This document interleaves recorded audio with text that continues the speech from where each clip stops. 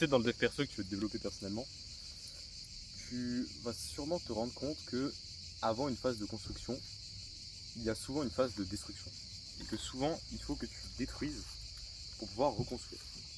Et l'exemple le plus parlant que je peux te donner, c'est souvent, avant une phase de travail intense, bah, tu vas peut-être tomber dans le scrolling avant, tomber dans quelconque vice. Et ça, c'est très souvent le cas, surtout quand tu es au début. Quand tu es au début, c'est là où c'est le plus omniprésent. Si tu vas tomber plein de fois dans tes vices d'avant, scrolling, scrolling, scrolling, et ensuite tu vas avoir un pic où tu vas être gavé et tu vas te rendre compte que tu as vraiment fait de la merde, et là, clac, la motivation revient, et tu vas à nouveau travailler comme un fou. Et donc ces phases de scrolling, qu'on peut appeler aussi phases de destruction, de toi-même, de tes habitudes de vie, etc., pour moi, elles sont nécessaires d'une pour te rappeler l'importance de ce que tu fais, et de deux aussi pour te rappeler et te redonner cette sorte de hargne qui t'a permis de commencer, tu vois. Donc cette phase, je trouve qu'elle est intéressante, tu vois. Elle est même nécessaire.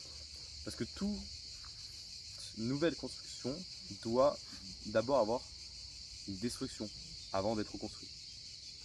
L'idée, c'est que juste avec le temps, cette phase de destruction dure de moins en moins de temps possible.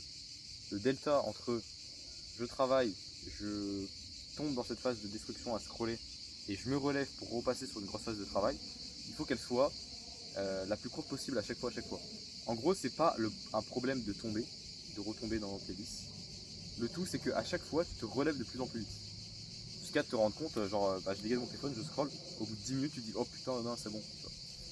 Mais quand tu es avancé dans le domaine, 10 minutes suffisent pour te rappeler que c'est pas bon du tout.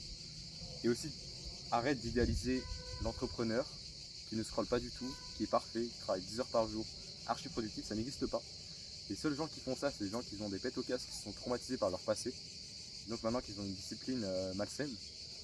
Mais tout le monde, je dis bien tout le monde qui est sain, retombe dans des phases de scrolling, dans des phases...